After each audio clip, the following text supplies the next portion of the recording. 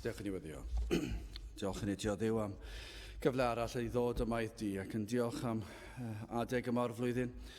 I ni yn ddiolchgar am bob esgus i cael oedfa ychwanegol ac felly o Dduw wrth i ni agosau at cyfnod y Pasg ac yn cofio am farwolaeth ac atgyfodiad yr arglwydd Iesu Grist. I ni yn ddiolchgar am gyfle i wrando ar dair eto heno yma. Gen i yn gweddio bydde di yn bresennol ac yn nerthu dy was ac yn unherthu ni i geisio dy wyneb ac i dyddoli di mewn ysbryd a gwirionedd. Tyr felly un plith, tywallt ysbryd arno, i ni gofyn hyn o trwy enw ac heiddiant ein harglwydd Iesu Grist.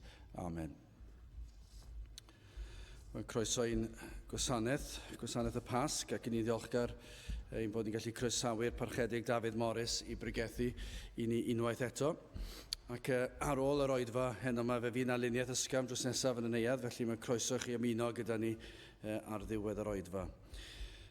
Mae cyfarfodydd rheolaidd gyda ni yma yng Nghapel yr Hath, bob prynhawn Sul am 1 wedi 3, felly os nad ydych chi ymynychu unrhyw le yn barod, yna mae croeso i chi ddod ac ymuno gyda ni, ac os ych chi ymhell i ffwrdd ar y pnawn, yn ystod pnawn Sul, yna mae'r pob oedfa yn fyw ar y we, felly allwch chi ymuno gyda ni drwy fynd i'r wefan. Mae gyda ni hefyd cwrdd gweddi misol ar y drydydd nos Iau ym mhob mis.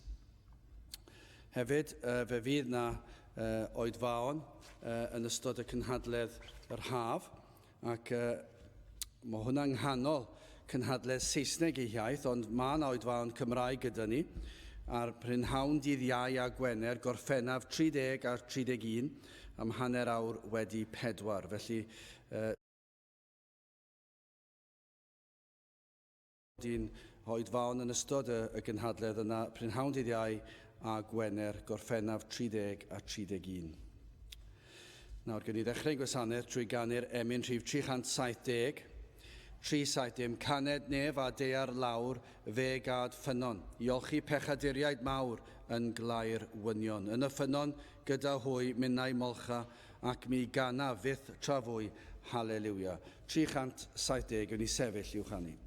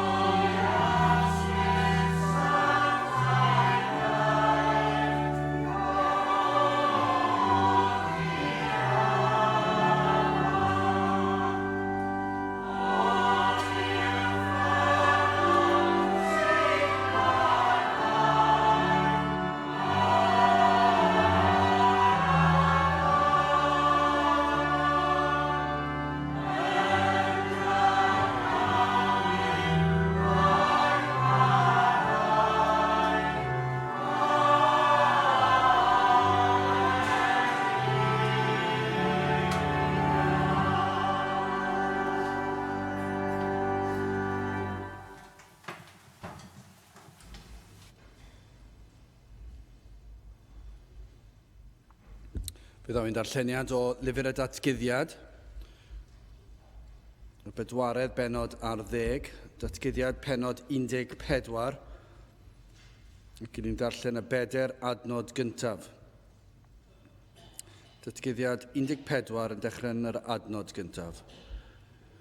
Ac mi edrychais a gwele oen yn sefyll ar fynydd Seion, a chydag ef 4,720,000, a chanddynt enw ei dad ef yn ysgrifenedig yn ei talcennau, ac mi glywais lef o'r nef fel llef dyfroedd lawer, ac fel llef taran fawr, ac mi glywais lef telenorion yn canu ar ei telynau.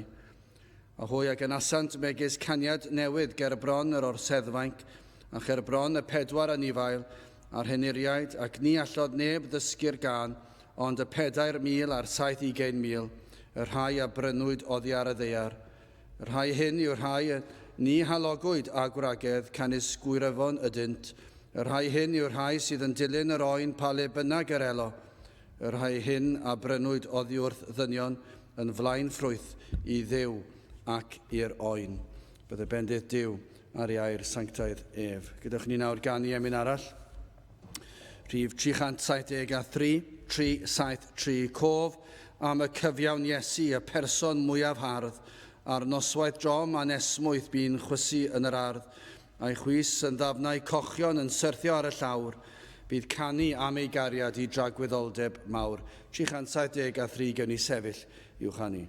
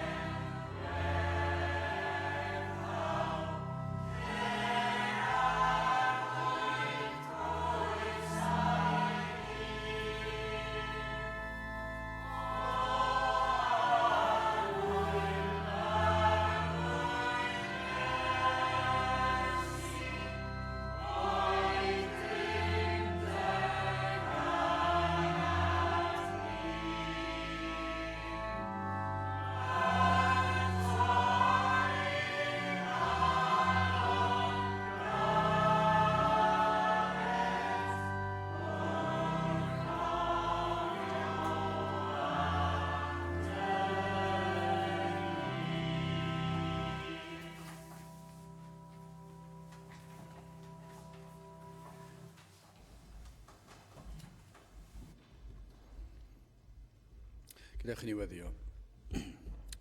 Diolch yn ei o Dduw am gyfle arall i alw ar dy enw ac yn diolch bod gennym Dduw sydd yn gallu clywed ac yn gallu gwrando ac yn gallu ymateb ac sydd yn ateb ein gweddiau, ein bod yn gallu tystio i hyn ac felly o Dduw, i ni yn ddiolchgar ein bod yn gallu dod ger dyfron unwaith eto ac yn dod trwy enw ac heiddiant dy fab a'n gwaredwr yr arglwydd Iesu Grist. I ni yn dod trwy'r hyn a wnaeth trosom ni. Yr holl flynyddoedd hynny yn ôl, yn yr amser hynny pan ddath yr arglwydd Iesu'r ddeiar hon ac iddo fyw y bywyd perffaith hynny yn ein lle. Iddo gadw'r ddeddf yn gyfan gwbl o Dduw, i ni yn ddiolchgar am hynny, ond o Dduw, i ni yn hefyd yn dod yma i ganu dy glodydd am y cynllun rhyfeddol hwnnw i'r arglwydd Iesu Grist, fyw i fywyd ar y ddeiar mwyn cerdded tuag at y groes ac ar y noswaith hon i ni yn ystyried yr hyn i ni'n ei gofio bore fori, bore'r groglith, y bore hwnnw pan i ni yn cofio croeshoeliad yr arglwydd Iesu Grist. Ac yn diolch i ti fod y fath gynllun yn bodoli, fod modd i bechaduriaid dderbyn maddeiant pechodau oherwydd i'r arglwydd Iesu gymryd y gosb yn ein lle. Ac felly o Dduw, i ni yn llawenhau, yn diolch i ti am yr Efengil Sanctaidd, yn diolch i ti am y newyddion da bod modd cael bywyd tragwyddol, bod modd cael sicrwydd wedi i'r cyfnod ar y ddeiar hon ddod i ben, ein bod yn gallu cael y sicrwydd hynny, byddwn yn agor ein llygaid yn rhagwyddoldeb, ac y bydd ein ffydd ni yn diflannu, ac y bydd yn troi yn olwg, ac y byddwn ni yn cael dy weld wyneb yn wyneb. Ond o Dduw, i ni yn edrych ar y byd yma, i ni'n edrych ar ein dinas ni yma, ac yn gweld y fath ddifaterwch tuag at dy bethau di. O Dduw, does dim diddordeb gan y mwyafrif llethol o bobl sydd yn trigo yn y ddinas hon. Does dim syniad ganddynt hyd yn oed yr hyn y byddwn ni'n ei gofio bore fori. Ac felly o Dduw, i ni'n trysthau wrth feddwl y modd y maent yn byw ei bywydau, y modd y maent yn mynd i gysgu gyda'r nos ac yn deffro yn y bore. Ac o Dduw, does dim sicrwydd, does dim heddwch ganddynt. Does dim gobaith ganddynt o fywyd tragwyddol. Does dim yr heddwch yn ei heneidiau fod pob dim yn iawn. Ac nid yw yn bosib iddynt gael yr heddwch yn ei chwaith. Gan nad ydynt wedi derbyn y maddeiant sydd mor angenrheidiol. Ac felly o Dduw, i ni yn ddiolchgar i ti bod modd i ni gael yr heddwch na wyr y byd amdano. I ni yn ddiolchgar i ti o Dduw bod modd cael ein golchi'n llwyr lan trwy waed yr arglwydd Iesu Grist. Ac felly ni yn gweddio bydd ysbryd i ar waith hyd yn oed heno yma yn agor llygaid y deillion iddynt weld eu hangen am waredwr, i weld eu pechod ac yna wedi gweld eu pechod ac wedi gweld eu tynged.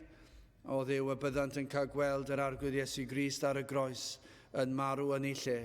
Felly o Dduw, i ni yn gofyn i ti i wneud y gwaith. I ni yn gwybod o Dduw nad yw yn bosibl i ni berswadio'r un enaid. Ond pan mae dysbryd i ar waith, y mae'r amhosibl yn bosibl, ac yma yna fath nerth yn waith yr ysbryd glân. Felly o Dduw, i ni yn gweddio ar ei ti weithio yma, ac y bydd dy enw di yn cael ei ddyrchafu goriwch pob enw arall. Cadw ar ein drwg i ffwrdd a helpa ni o Dduw yn ein haddoliad, y byddwn ni yn cael y nerth angenreidiol i geisio dy wyneb di ac i ddyrchafu dy enw. Felly, trigar hawr ddim, nertha dy was, yma heno, i ni yn gweddio ar ei ti fyndithio, ei ymdrechio ne, y bydd yn cael ei nerthu ym mhob ffordd, ac y bydd yr holl oedfa yn dy blesio di ac yn dwy'n clod i enw di. Felly, bendithio ni nawr, i ni'n gofyn hyn oll trwy enw ac heiddiant ein harglwydd Iesu Grist. Amen. Wel, ar ôl i ni ganu'r emyn yma, i ni'n ddiolchgar bod y parchedig Dafydd Morris yn mynd i ddod i bregethu o air Duw i ni. Ond yn gyntaf, gadewch i ni ganu emyn rhif 375, 375, gwel ar y croesbren acw, gyfiawnder mawr yn doedd hineb a thrigaredd yn gorwedd mewn un lle. 375 gen i sefyll i'w chanu.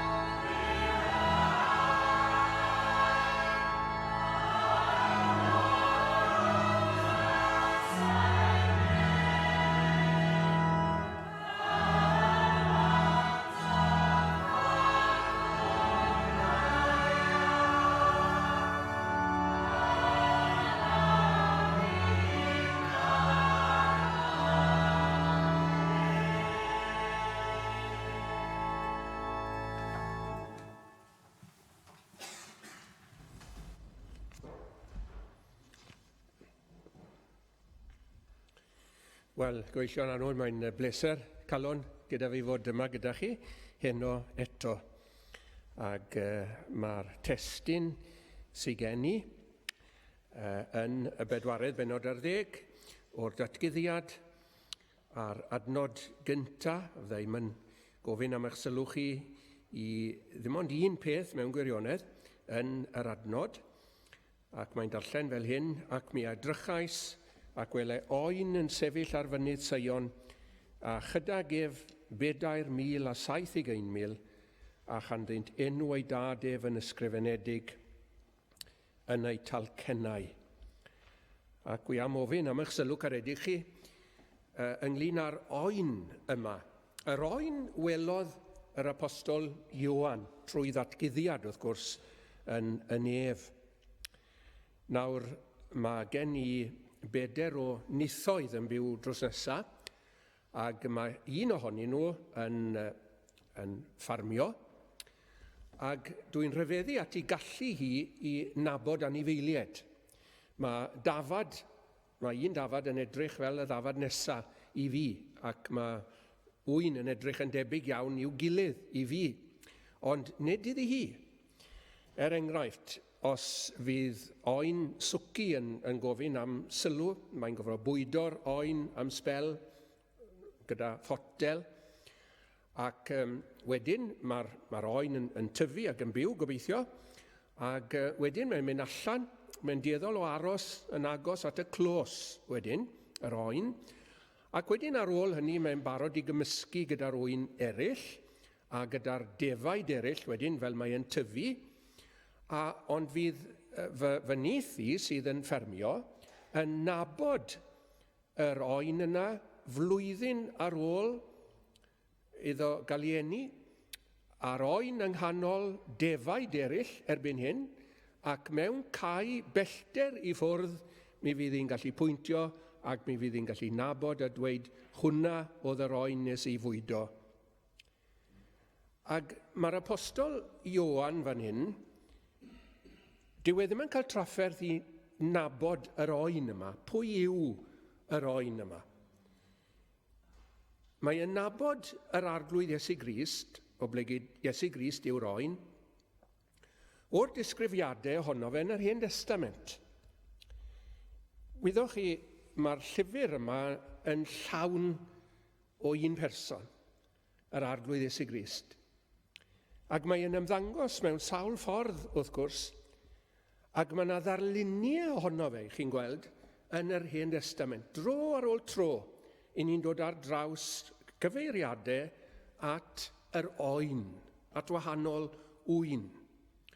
A pwrpas yr enghreifftiau hynny oedd dysgu'r bobl oedd yn byw ar y pryd ynglyn â'r arglwydd Iesu Grist, yr oen oedd i ddod. Ac mae yna rhywbeth yn cael ei ddysgu a'i ychwanegu bob tro i ni'n dod ar draws oen yn yr Hen Testament. Tro cyntaf, mae'n debyg, yw'r hanes am Abel yn dod â blaenffrwyth ei ddefaid i gael ei aberthu. Ac mae'r cwestiwn yn codi, sut oedd Abel yn gwybod bod e fod i ddod ag oen o gwbl? Ac mae pwrpas dod ar oen, fydde'r oen cael ei ladd ac fydde'n cael ei aberthu i'r arglwydd. Mae'n debyg iawn gen i y bydde Adda ac Efa i rieni wedi dysgu Abel ac wedi dysgu Cain i frawd hefyd, mae'n debyg, ac wedi dweud fel hyn wrthyn nhw: nawr, yr enaid a becho a fydd marw. Mae pob pechadur yn heiddi cosb. Sgwni ydyn ni'n ymwybodol o hynny yn hunain heno? Sgwni ydyn ni'n ymwybodol yn bod ni yn bechaduriaid o gwbl? Dwi'n meddwl nawr bod ni'n dweud yn ysgam, fel mae lot o bobl yn barod i ddweud, ie, mae pawb yn bechaduriaid. Ie, wel, dyn ni'n berffaith, wrth gwrs. Ond i hynny ddim yn golygu dim, nag yw e. Dyw e ddim yn poeni'r sawl sydd yn siarad fel yna i fod e neu hi yn bechadur ei hunan. Ond dyma bwrpas yr aberth, bod Duw yn dweud wrth bechadur, mae gen i hawl i gymryd y fywyd i, am dy fod ti wedi pechu. Cyflog pechod yw marwolaeth. Ond yn lle hynny, dwi'n barod i dderbyn bywyd arall. Fydd i di'n dod ar bywyd yna ac fydd y dirprwy, y substitute, yn colli i fywyd yn lle bod ti'n colli dy fywyd. Nawr, chi'n gweld mai trefen rasol oedd hon. Trefen drigarog oedd hon tuag at bechaduriaid, y drefn aberthol. Ac mae'r Hen Testament yn llawn o'r aberthau yma. Ac felly, dyma Abel yn dod ag oen, yn lladd yr oen, ac yn dod ag mewn ffydd hefyd. Ddiddorol iawn, mae awdur yr epistol at yr Hebreaid yn dweud wrtho ni fod Abel wedi dod a'i aberth ef, yr aberth cywir, aberth gwaed, mewn ffydd. Ond doedd ei frawd mae'n debyg i fod wedi clywed yr un peth oedd ei wrth ei rieni, doedd e ddim wedi dod ag aberth gwaed, a doedd e ddim wedi dod ar aberth hwnnw mewn ffydd. Ond wyddwch chi, am y ddirprwyaeth yma, y substitution yma, dyma yw canol yr Efengyl. Does na ddim Cristnogaeth o gwbl i gael, chi'n bod, heblaw am hyn fod yr arglwydd Iesu Grist fel oen Duw yn cymryd lle pechaduriaid ac yn derbyn y gosb rydyn ni yn ei heiddi fel pechaduriaid. A pan bod ni'n dod yn Gristnogion, ni'n dod yn ymwybodol iawn o'r pethau yma, maen nhw'n dod yn fyw iawn i ni ac yn bersonol iawn i ni, ni'n dod yn ymwybodol, dwi i yn bechadur, dwi i wedi pechu. Mae gan Dduw hawl i gymryd y mywyd i, ond mae'r arglwydd Iesu Grist wedi dod i'r adwy, ac mae wedi marw yn fy lle i, mae wedi cymryd y cyfrifoldeb am fy mechodau i.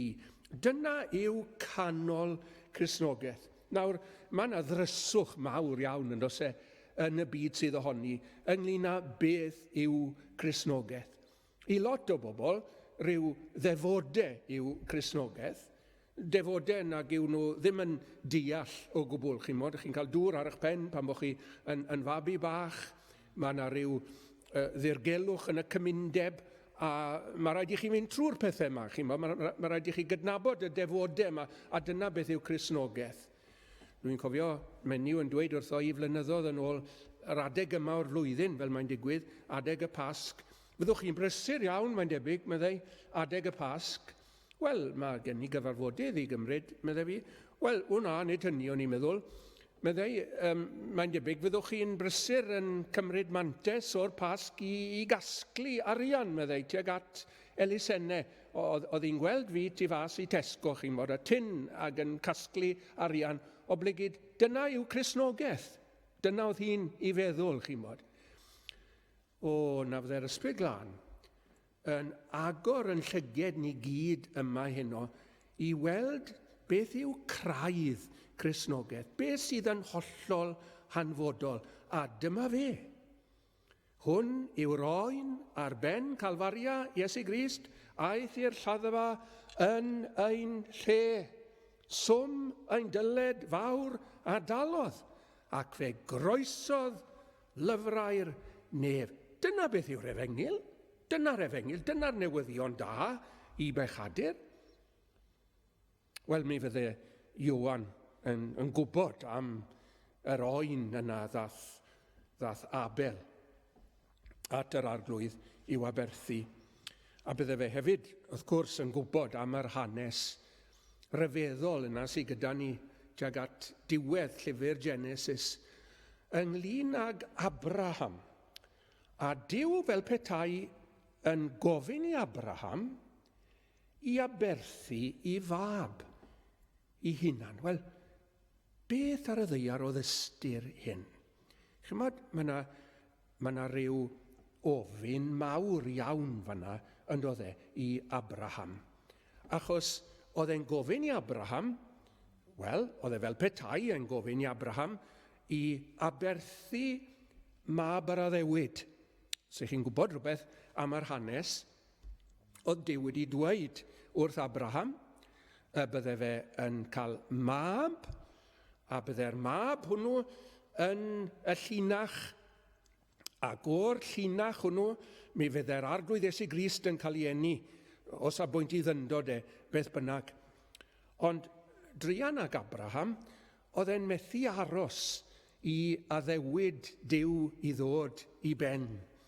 Ac fe gymrodd e'r mater yn ei ddwylo hunan. Oedd e'n gweld yr amser yn mynd mlaen ac mi ddath ismel i'r byd dan amgylchiadau trist iawn, iawn. Ond chi'n bod, mi nath Duw gadw air, a pan oedd Abraham yn 99 mlwydd oed, a'i wraig ymhell dros oedran pan mae menywod yn cael plant, dyma Isaac yn dod. Mab yr addewid. Ystyr Isaac yw chwerthin, achos oedd wedi peri llawenydd mawr iawn i'w rieni. Ac hefyd, wrth gwrs, am bod cynllun Duw nawr yn cael ei wireddu trwy ddyfodiad y babi bach yma, Isaac i'r byd. Wel, beth sy'n mynd mlaen wedyn pan bod Duw fel petai yn gofyn i Abraham ac Isaac wedi tyfu yn llanc nawr erbyn hyn i aberthu Isaac. Wel, fe gawn ni weld beth oedd yn digwydd nawr. Mi fyddhaodd Abraham.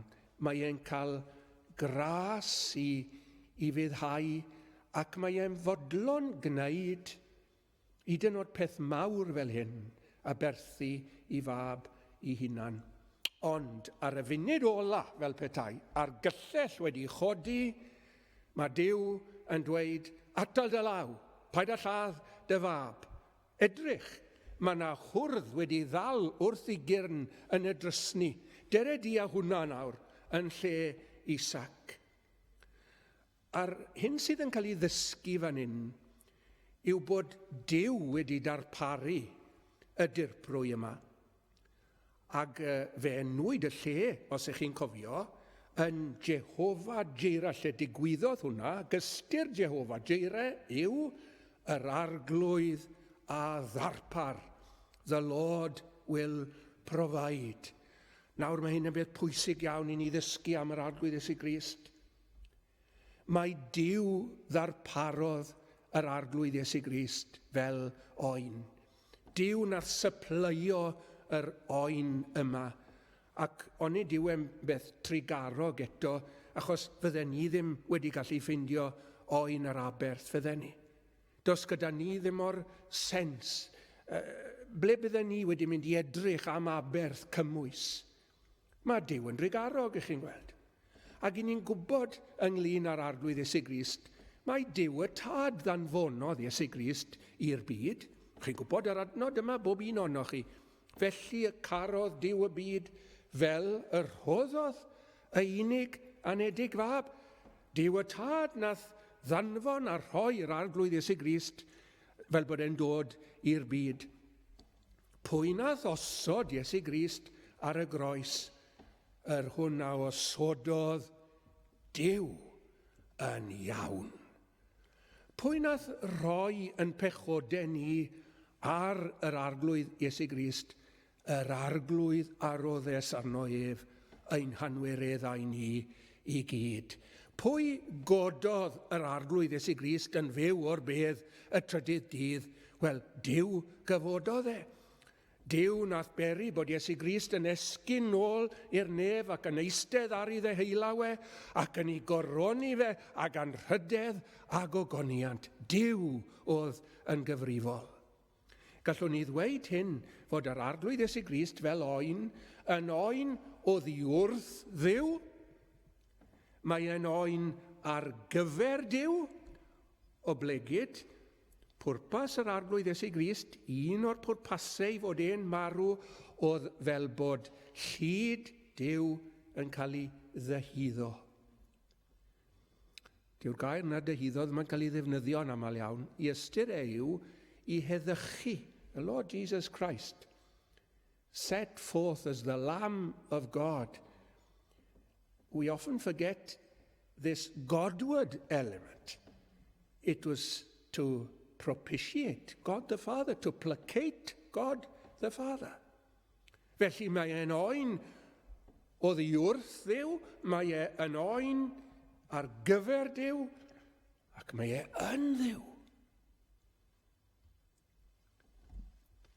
Mae'n rhywbeth pwysig iawn yn cael ei ddysgu fanna i ni felly, ynglyn â'r arglwydd Iesu Grist. Yr arglwydd a ddarpar. Wedyn, wrth gwrs, mi fyddai Ioan yn gwybod yn iawn am oen y Pasg. Ni'n dathlu'r Pasg nawr. Fe nath yr arglwydd Iesu Grist dathlu'r Pasg, chi'n bod? Ond mi nath dathlu'r Pasg gyda'r disgyblion yn y modd mwyaf difrifol a dwys trwy gael ei aberthu ei hunan. Yn cyflawni beth sydd gyda ni yn Exodus y 12 bennod. Chi'n cofio hanes y Pasg cyntaf? Oedd yr Israelied wedi bod yn gaeth yn yr Aifft, yn dod nhw am ganrifoedd. Ond mae'r amser wedi dod i'r Exodus i ddigwydd iddyn nhw ddod allan o'r Aifft. Ond mae'r Eifftied ar ei hole nhw, chi'n gweld, ac mae rhaid i Dduw i wneud gwahaniaeth nawr rhwng yr Eifftied a'r Israelied. Cofiwch chi, oedd yr Israelied yn ogystal â'r Eifftied yn bechaduriaid, ac mae Duw yn dweud fydd pob cyntaf anedig o fewn tir yr Aifft yn cael ei daro. Dyma'r ddegfed pla, os ych chi'n cofio.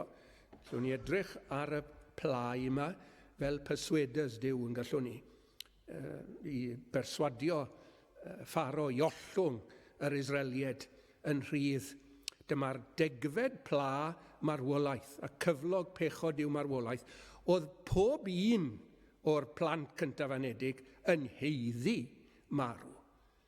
Mae Duw eto yn ei ras yn dweud wrth yr Israelied, nawr fe fedrwch chi osgoi marwolaeth.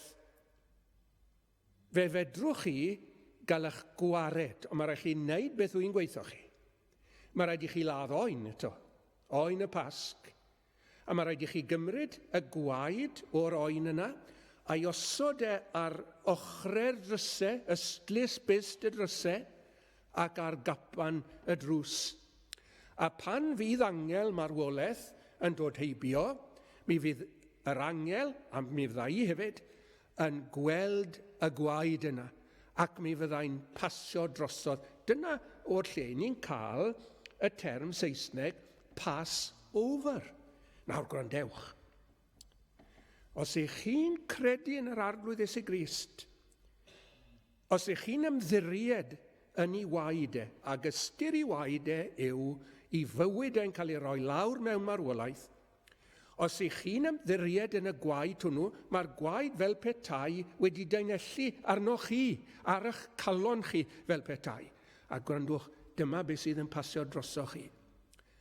Damnedigaeth. Condemniad. Cosbiffen. Yr ail farwolaeth. Fedrwn ni'n sefyll y pethau yma.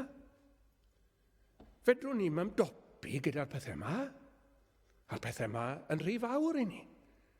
A rheini fydd yn rhannu heblaw bod ni'n ymddiried yn yr arglwydd Iesu Grist ac yn ei waed e.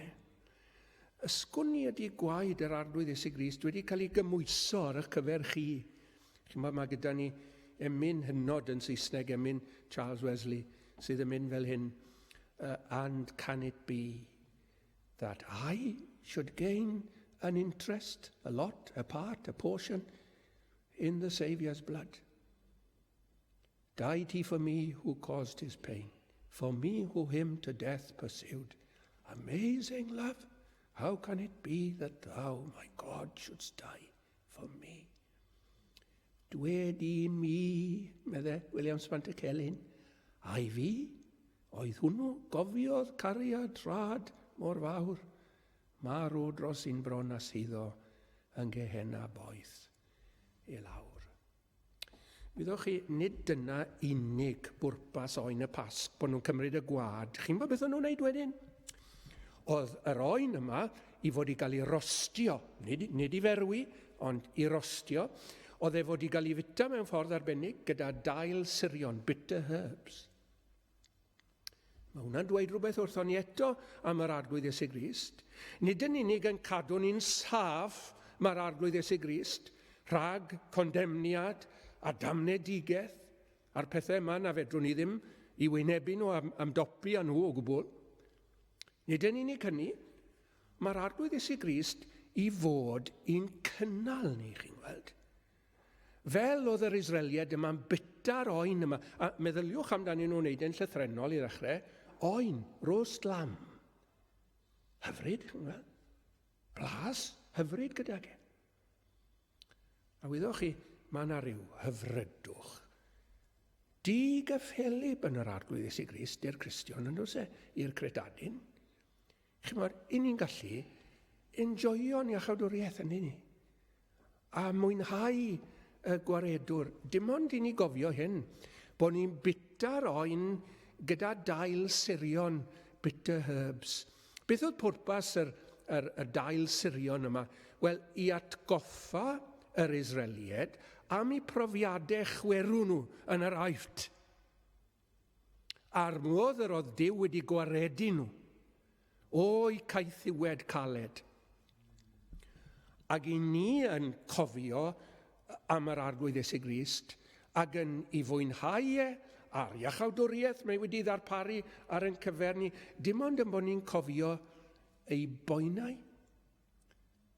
I ni wedi canu emyn William Lewis Llangloffan gano ni nawr ddiwetha, y gwehydd carpedi oedd e lawr yn Sir Benfro, ar lan y môr, ar bwys Llangloffan.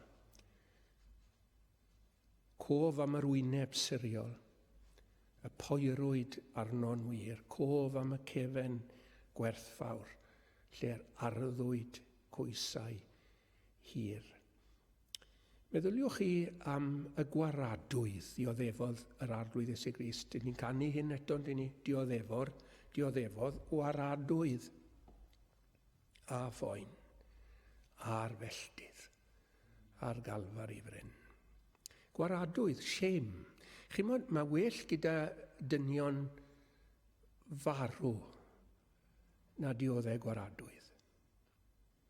People would rather die than suffer shame.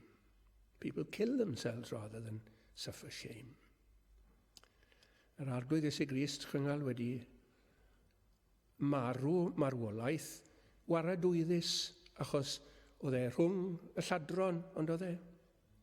Ac oedd bobl oedd yn pasio heibio yn meddwl am y tri ohonyn nhw, mae drwy gweithredwyr, o'n nhw i gyd, chi'n modd, o'n nhw ddim yn gwahaniaethu rhwng yr arglwydd Iesu Grist a'r bobl eraill. Oedd yr Iddewon a'r Rhufeiniaid yn edrych arno fe fel rhywbeth gwaradwyddus, fel rhywbeth esgymyn. Wedi godi rhwng deiar a nef, bod y nef yn ei wrthod e fel petai a'r ddeiar yn ei wrthod e hefyd. Dyna'r gwaradwydd. Beth yw'n dweud wrthoch chi yw hyn? Pan bod ni'n dod i gredu yn yr arglwydd Iesu Grist, mae yna lawenydd, mae yna fwynhad, ond mae yna flas ar y llawenydd yna. A'r blas sir yna yn atgoffa ni am gost ein iachawdwriaeth. Fedrwn ni byth a bod yn ddwl wedyn fel Cristnogion. Mae hwnna'n rhoi pwysau i ni, yn dywe. Mae'n rhoi difrifoldeb i ni fel Cristnogion, yn ogystal â llawenydd. Gai fi ymlaen a sôn am un oen eto yn yr Hen Testament. Yr oen hwnnw sydd yn Eseia 53. So ag chi'n Gristion yma heno, gwrandwch ar hyn. Ganrifoedd cyn i'r arglwydd Iesu Grist dod i'r byd a marw ar y groes, mae Eseia yn sgrifennu yn pennod 53 o'i broffwydoliaeth mor hollol gywir y manylion am ddioddefaint yr arglwydd Iesu Grist. Dyw Iddewon Uniongred ddim yn lico'r bennod hon, chi'n bod, achos mae rhaid dod i'r casgliad mae Iesu Grist sydd yn cael ei ddisgrifio yma. Dyma i chi ddisgrifiad o'r oen, fel oen yr arweinydd ef i'r lladdfa.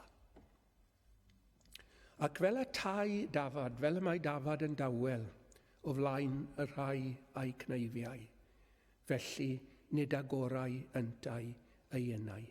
A ddath hynny i ben. A wireddwyd y broffwydoliaeth yna. Wel, do yn hollol. A dyn ni ddim yn cael yr arglwydd Iesu Grist, ydyn ni wrth iddo fe fynd i'r groes yn protestio, chi'n bod, a dweud, dwy'r ifanc i farw. Mae'n anghyfiawnder mawr wedi digwydd i fi. Ddylswn ni ddim bod yn y sefyllfa yma. Dyw ddim yn gwneud hynny. Mae e'n dawel. Mae e'n mynd yn wirfoddol i'r groes. Our Lord's death was an absolutely voluntary one. A mae yna brawf gyda ni hynny. Mae Iesu Grist yn dweud i ddechrau, mae gen i feddiant, medde fe, i'w gosod hi lawr i fywyd i einioes. Mae gen i feddiant i'w chymeryd hi drachem. Fe ddath y milwyr i'w restio fe ar un adeg yna fe, ac maen nhw'n gofyn iddo fe, ai ti yw Iesu o Nazareth? A'r ateb, mae fi yw. I am. Jehovah, great I am. A beth sy'n digwydd i'r milwyr? Maen nhw'n syrthio nôl. A mae Iesu Grist yn dweud wrth Pilat, bydd ddim hawl gyda ti drosta i, medde fe, heblaw bod yr hawl wedi rhoi i ti o ddichod. Ac felly, beth ni'n dysgu fan hyn? Wel, fod yr arglwydd Iesu Grist wedi mynd yn wirfoddol i'r groes a heblaw bod e wedi mynd yn wirfoddol ac wedi bodloni yn y cyfan i gyd, fydd yna ddim rhinwedd yn ei aberthe. Petai dynion wedi cipio i fywyd e oddi wrtho fe, bydd yna ddim rhinwedd yn yr aberth. Ond mi osododd i fywyd i lawr yn ein lle ni. Mi fydde Ioan yn nabod yr oen welodd yn y nefoedd o'r disgrifiadau yma yn yr Hen Testament. Nawr, wi eisiau symud mlaen yn gyflym. Nid yn unig fod Ioan yn nabod yr arglwydd Iesu Grist o'r disgrifiadau yn yr Hen Testament, mi fydde fe'n sicr yn gwneud hynny, ond oedd e wedi dod i nabod yr arglwydd Iesu Grist i hun. Pan oedd Iesu Grist ar y ddaear, dyma i chi lyn Galilea, neu fôr Galilea, ac mae yna bysgotwyr. Ac mae'n un o'r pysgotwyr, mae'n atgyweirio i rhwydau ar y lan. Mae Iesu Grist yn dod heibio rhyw ddiwrnod. A dyna'r cyfarfyddiad cyntaf. Ac mae'n cael ei swyno, ac mae'n dilyn yr arglwydd Iesu Grist. Ac mae Ioan, ysgrifennodd Ioan, welodd hwn yn datguddiad, sgrifennodd hefyd yr Efengyl, wrth gwrs. Ac ym mhenodau cyntaf yr Efengyl, mae'n disgrifio effaith yr arglwydd Iesu Grist ar ddynion eraill, gan gynnwys fe hunan, wrth gwrs. Ac mae'n sôn am bregethu Ioan Fedyddiwr. Ac un diwrnod mae Ioan Fedyddiwr yn sefyll ac yn gweld Iesu Grist ac yn dweud, wele oen Duw hwn a gymerth ymaith bechoder byd. Ac mae Andreas a Pedr yn dilyn yr arglwydd Iesu Grist o blygyd bod nhw wedi credu beth wedodd Ioan Fedyddiwr. Mae hwn oedd yr un i dynnu ymaith bechodau y byd. Ac o'n nhw bon o fod wedi teimlo, chi'n gweld, bod i pechodau nhw'n cael eu cynnwys fan hyn. A bod rhaid iddyn nhw ddilyn yr un oedd yn mynd i ddelio gyda'i pechodau nhw. Nawr, ydych chi wedi dod i'r fan yna? Bod rhaid i chi fod yn glwm wrth yr arglwydd Iesu Grist. Rhaid i chi gredu ynddo fe, rhaid i chi ddilyn e o blygyd fe yw'r unig un all wneud unrhyw beth ynglyn â'ch pechodau chi. Ac ni'n gwybod beth nath e. Fe gymerodd e'n pechodau ni yn ei gorff ar y pren. Fe'i dygodd nhw yn ei gorff ar y pren. Fe ath e'n gyfrifol amdanyn nhw. Mae Duw y Tad yn arllwys i ddicter allan ar yn pechodau ni. Fel i fod e'n gallu i maddau nhw. Fel i fod e'n gallu i clirio nhw mas o'r ffordd, a'i taflu nhw tu ôl iddi gefn megis, a'i claddu nhw yn eigion y môr. Gwrandwch ar hyn o Salm 103, mae e wedi pellhau ein camweddau o ddiwrthym. Na beth bendigedig yw hwnna, ynddo fe? Beth yw'r dewis arall fel petai? Wel, bod ni'n cadw'n pechodau. A bod ni'n gyfrifol am yn pechodau. A bod ni'n marw yn pechodau. Chi'n ma wedodd yr arglwydd Iesu Grist beth mawr wrth yr Iddewon oedd yn stwbwn ac yn angrediniol, ac fe ddwedodd e wrthyn nhw, fyddwch chi farw, medda fe, yn eich pechodau. Yn dal i ymfalchio ynddyn nhw, yn dal i'w pechu nhw, yn dal i fod yn gyfrifol, yn dal i'w caru nhw, mi fyddwch chi farw yn eich pechodau. Ond fe Cristion ddim marw yn ei bechodau. Pam? Arglwydd Iesu Grist wedi delio gyda nhw. Mae'n adnod yn ymhroffwydoliaeth Jeremia, penod 100 ac adnod yr 20 yw hi. Ac mae yna rhywbeth cysurlon ofnadw'n cael ei ddweud wrtho ni yn yr adnod yna. Pe bai na chwilio am y pechodau yma, fyddan nhw ddim ar gael. Pam? Wel, mae Iesu Grist wedi delio gyda nhw ac wedi diddymu nhw. Maen nhw wedi mynd. Maen nhw wedi mynd am byth. A fyddwn ni byth yn ei gweld nhw to. A bydd Duw y Tad ddim yn ei gweld nhw to. A byddan nhw ddim yn cael ei edliw i ni. Byddan nhw ddim gerbron fel petai o gwbl. Byth mwy. Nawr, dyna'r efengyl eto. Onid yw hyn yn eich tynnu chi heno? Onid prospect yma o fod heb eich pechodau chi a Iesu Grist wedi mynd yn atebol ac yn gyfrifol yn eich lle chi? Mae rhaid dod i nabod yr arglwydd Iesu Grist fel na, fel yr un sydd yn delio gyda'n pechodau ni.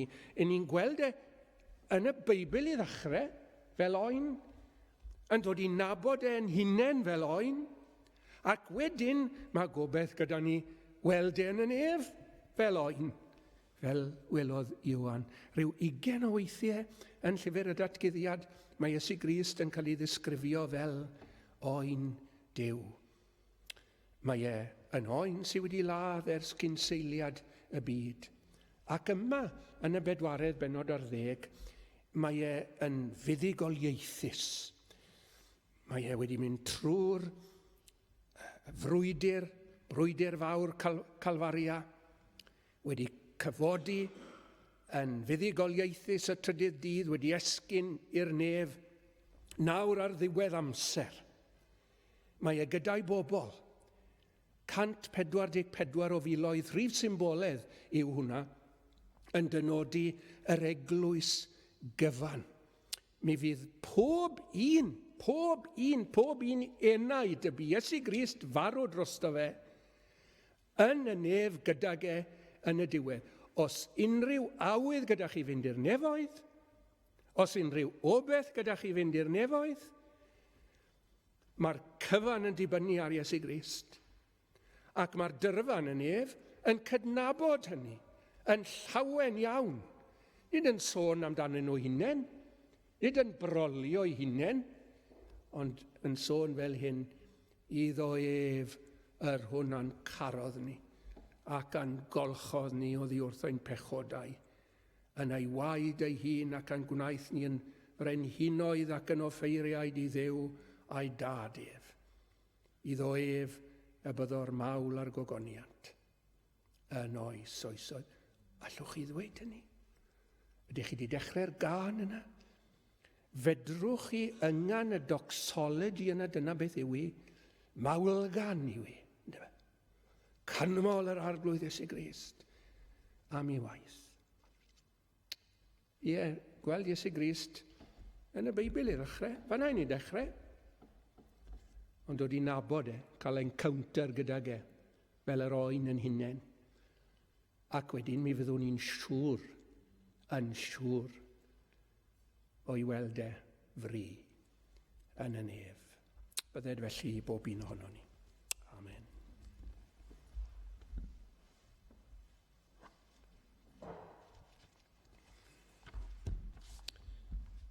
Emyn 103 i orffen. 103.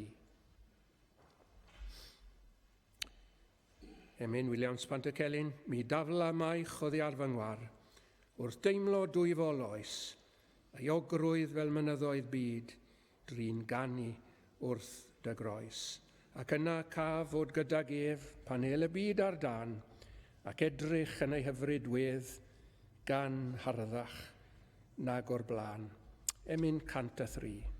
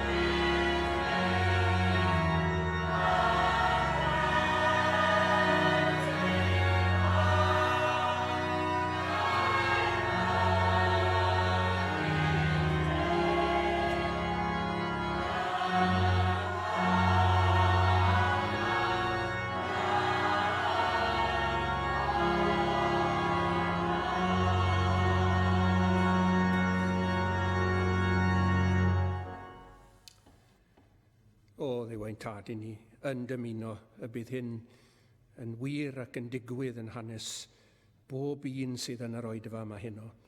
Y byddwn ni yn cyrraedd y nefoedd o blegyd gwaith, gorffenedig ein harglwydd Iesu Grist ac yn cael yr hyfrydwch difesur o edrych yn ei hyfryd wedd, a'i gael yn gan harddach nag o'r blaen. Ni'n gofyn i ti, arglwydd, i'n cadw ni gyd rhag distryw, ac yn gofyn i ti i roi y difeirwch a ffydd, ac yn gofyn i ti, arglwydd, y bydd gwirth yr ail enedigaeth eto i'w gweld yn amlwg yn ein plith ni, hyd yn oed y Pasg hwn os gwelid i'n dda. Ac yn awr bydded i ras ein harglwydd Iesu Grist, a chariad Duw a chymdeithas yr Ysbryd Glân, gyda ni oll o'r awr hon hyd yn oes oesoedd. Amen.